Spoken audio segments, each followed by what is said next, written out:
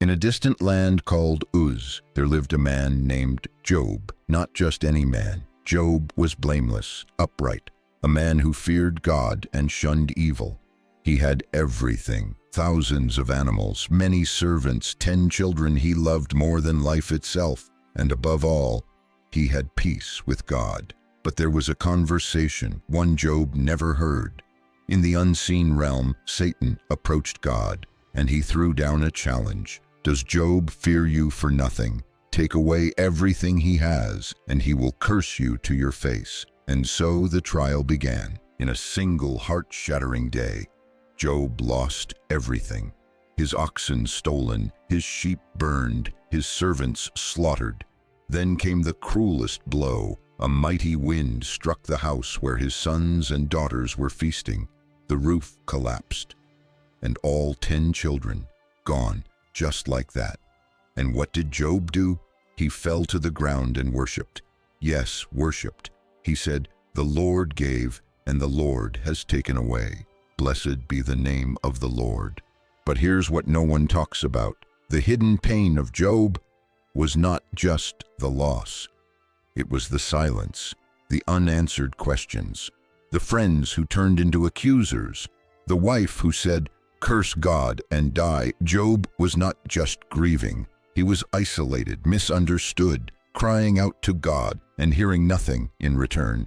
Day after day, Job sat in ashes, scraping his sores with broken pottery, alone, confused, haunted by memories of a life that felt like a dream. He remembered the sound of his children's laughter. He remembered the trust he once felt, that life was good and secure. He remembered believing that if he lived righteously, blessings would always follow. But now, everything he thought he knew felt like dust slipping through his fingers. And so Job cried out, not just once, not just politely. He raged, he wept, he questioned, "Why was I even born? Why is life given to those in misery? Where are you, God?" It wasn't rebellion, it wasn't blasphemy, it was pain, real pain, the kind that strips a man down to his soul. Job wasn't just fighting for answers, he was fighting to hold on to faith. When everything around him said, "Let go," and though his body was broken, and though his heart was shattered, somewhere deep inside, a flicker of hope refused to die. Job sat there, broken, covered in dust, his skin cracked and bleeding under the sun, his heart even more wounded. Days passed, maybe weeks. Still, heaven stayed silent. And then, 3 figures appeared in the distance. Job's friends, Eliphaz, Bildad, and Zophar, had heard of his tragedy. They came, they said, to mourn with him and comfort him. When they saw Job from afar, they barely recognized him. His body was so disfigured, his face so hollow, that they tore their own robes in grief. They sat with him on the ground 7 days and 7 nights, without saying a word, because sometimes the pain is too great for words. At first, their silence was kindness, but when they finally spoke, their words cut deeper than any sword. One by one, they pointed fingers. One by one, they made accusations. "Surely you must have sinned, Job. God would not punish the innocent. Repent and maybe God will forgive you." They thought they were helping. They thought they were defending God's justice. But they didn't understand Job's heart, or the silent struggle raging within him. Job remembered the life he lived, a life of kindness, generosity, and justice. He had lifted the broken, he had defended the weak. He had walked humbly before his God, and now they accused him of evil. "I have not hidden sin in my heart," Job cried. "God knows my ways, but why won't he answer me?" His cry wasn't just for relief, it was for understanding, for connection, for God himself. The real battle Job faced was not losing his wealth or his health or even his reputation. It was the battle for his soul. Could he still believe in the goodness of God when everything around him screamed otherwise? Could he trust when God seemed so far away? Could he hope when hope itself was slipping through his fingers? And still, No answer came, not yet. But Job wasn't finished fighting, not yet.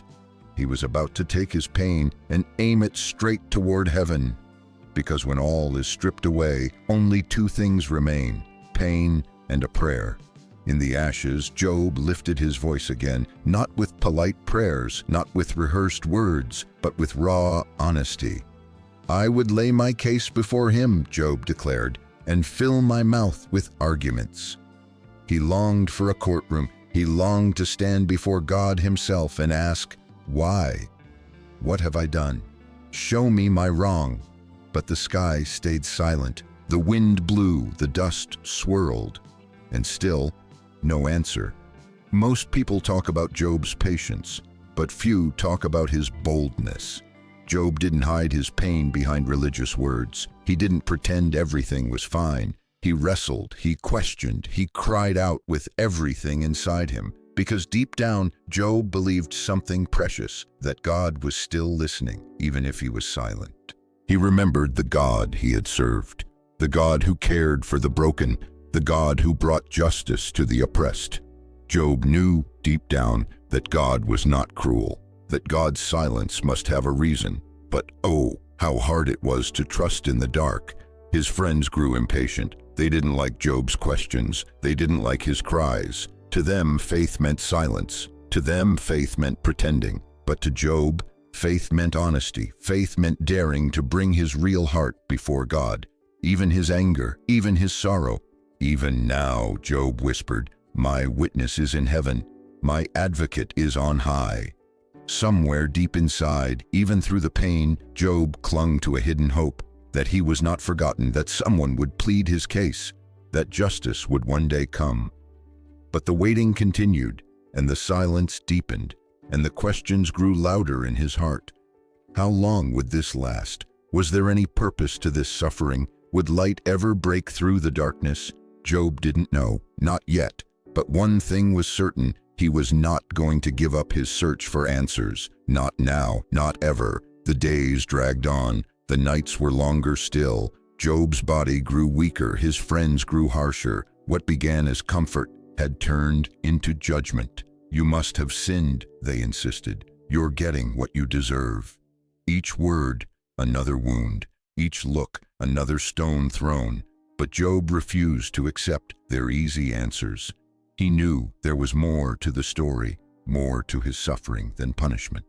Alone in his thoughts, Job began to remember the wonder of the stars, the way the morning light touched the hills, the mysteries of the deep oceans, unseen yet real.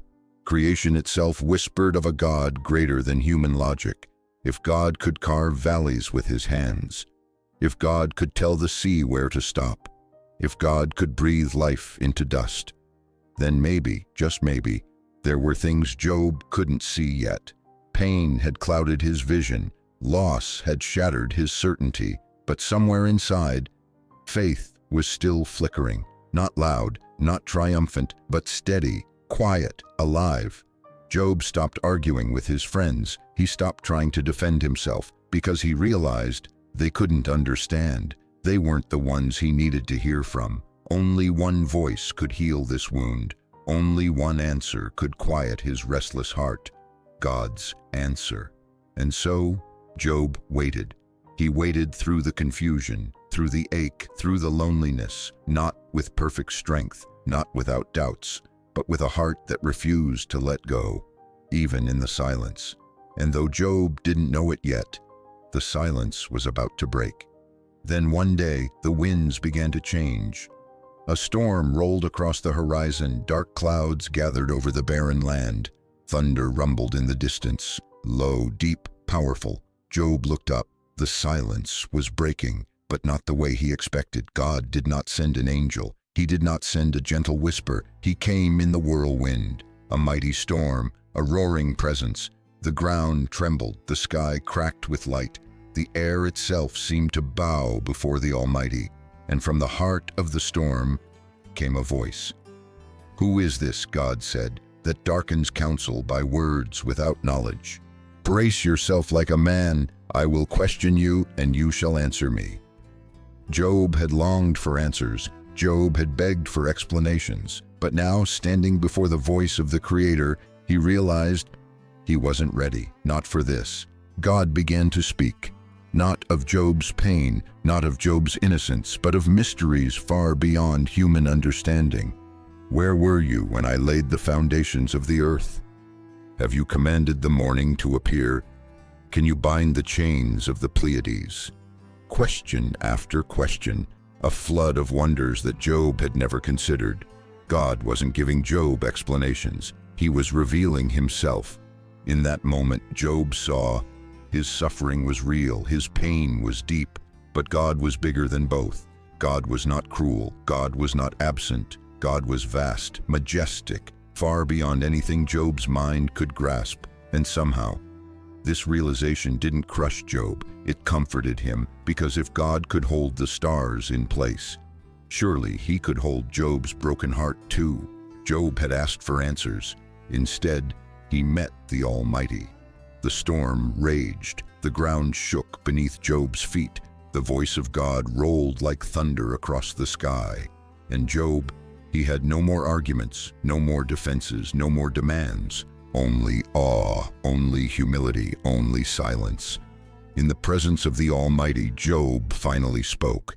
But it wasn't the speech he had once rehearsed. It wasn't a list of accusations. It wasn't a plea for fairness. It was a whisper full of brokenness and wonder. I know that you can do all things, Job said, and that no purpose of yours can be thwarted.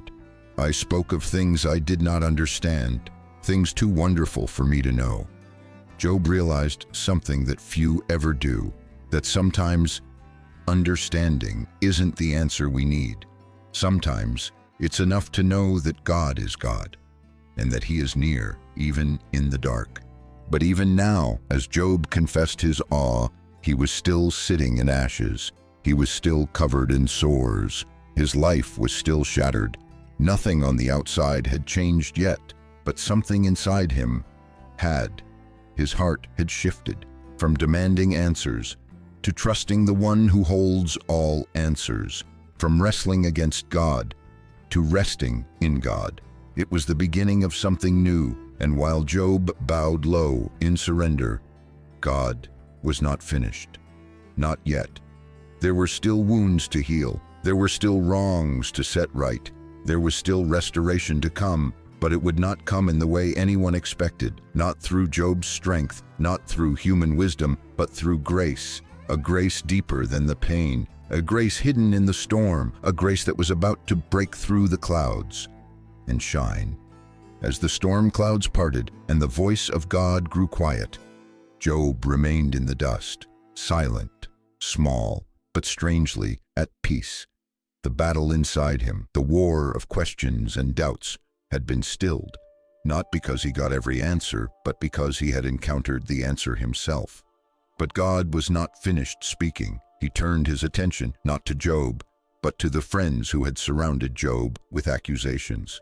Eliphaz, Bildad, Zophar, men who thought they spoke for God, men who believed they understood suffering and justice, but they had been wrong, very wrong.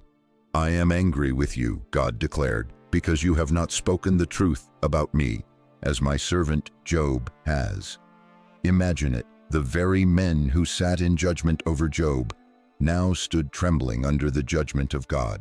God commanded them, "Take 7 bulls and 7 rams and go to my servant Job. Offer a burnt offering for yourselves, and my servant Job will pray for you. I will accept his prayer and not deal with you according to your folly." The tables had turned. The man they had accused, mocked, blamed, was now the one who would intercede for them. The one who had suffered the deepest wounds was now called to be the vessel of mercy. And Job, the man of many sorrows, did not refuse. He prayed for them. He forgave. Not because they deserved it, not because they had treated him well, but because he knew now, more than ever, that mercy is not something we earn. It is something we receive and then pass on. And as Job prayed for those who had hurt him, something miraculous began to happen, something beautiful. As Job's hands lifted in prayer for his friends, something unseen shifted in the heavens. Grace flowed down like rain, mercy flooded dry ground, and in that moment, God began to restore what had been lost. First, God restored Job's health. The burning sores disappeared. Strength returned to his bones.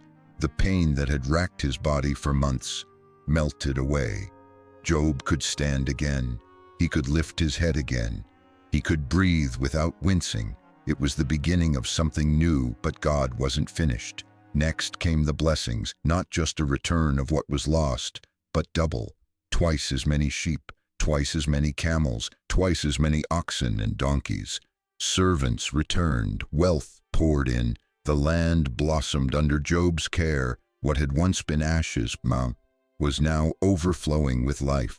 And the people who had once abandoned Job, the neighbors who had whispered behind closed doors, now came back. They comforted him. They honored him. They brought gifts of silver and gold. Job's name, once dragged through the dust, was lifted high again. But even greater than the livestock, greater than the riches, was the gift God gave Job next. Family. God blessed Job with 7 more sons and 3 beautiful daughters. And the Bible says something remarkable. There were no women in all the land as beautiful as Job's daughters. Job loved them deeply. He gave them inheritance along with their brothers, something unheard of in that time, because Job had seen too much loss not to cherish every life God gave back to him. And so Job lived, and lived long. He saw his children's children, and their children after them. 4 generations of life, of laughter, of grace. But even as his days stretched long and full, Job never forgot the ashes. He never forgot the silence, the questions, the pain. He carried them, not as chains, but as treasures. Proof that even in the deepest suffering, God had never left him.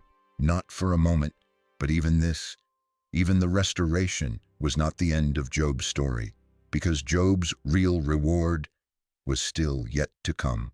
The seasons passed. The years rolled on like a slow, gentle river. Job grew old, but not bitter, not hardened, not hollow. He carried the memories of loss, yes, but he also carried something deeper, something precious, a faith that had been tested by fire and had come out pure as gold. He had learned that blessings are beautiful, but they are not the foundation. He had learned that suffering is bitter, but it is not the end. He had learned that the true treasure was God himself, a God who had been silent but never absent, hidden but never distant, a God who did not abandon Job in his pain, but walked through it with him, unseen.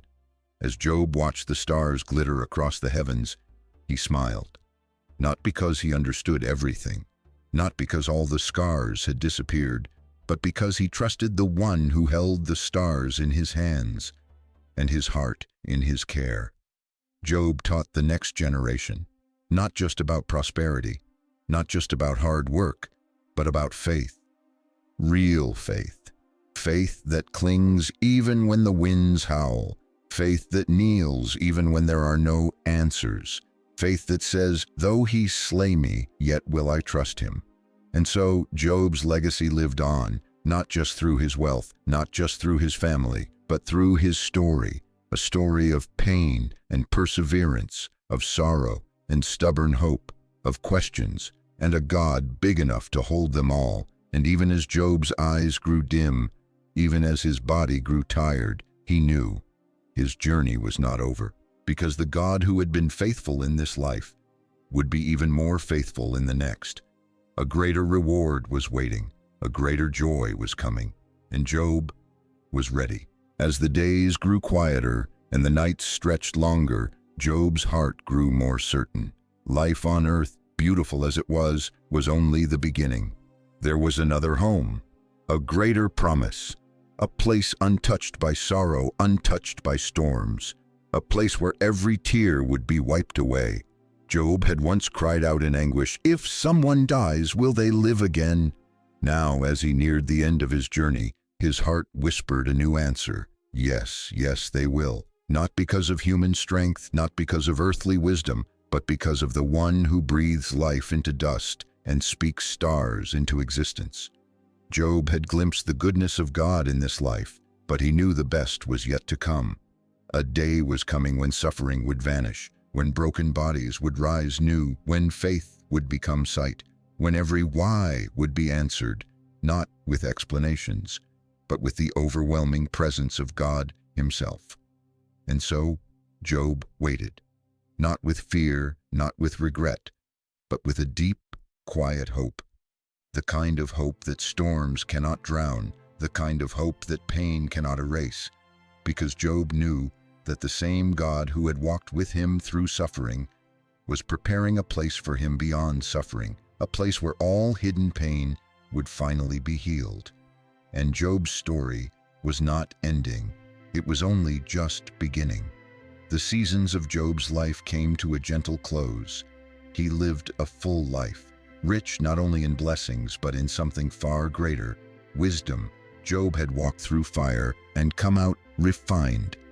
He had faced silence and learned that silence does not mean absence. He had tasted sorrow and discovered that even in the deepest pain, God was nearer than breath. Job's story was never just about suffering. It was about faith. It was about endurance. It was about seeing beyond what eyes can see. His life became a testimony, not of a man who lived without pain, but of a man who clung to hope even when every light seemed to go out. And when his time on earth was done, Job stepped into the arms of the one he had trusted in the dark. No more ashes, no more questions, only glory, only joy, only the face of God. The story of Job teaches us something few dare to believe, that our pain is not wasted, that our tears are not forgotten, that even when we cannot see the purpose, there is one who does. And in the end, it will be worth it, because the God who walks with us through the storm is the same God who will one day wipe every tear from our eyes, and the hidden pain, the struggles no one else sees, will one day be exchanged for everlasting joy. That is the promise. That is the hope. That is the lesson of Job. True faith is not proven by prosperity, but by perseverance. Even when we don't understand what God is doing, we can trust who He is. And in the end, His goodness will outshine even our deepest pain.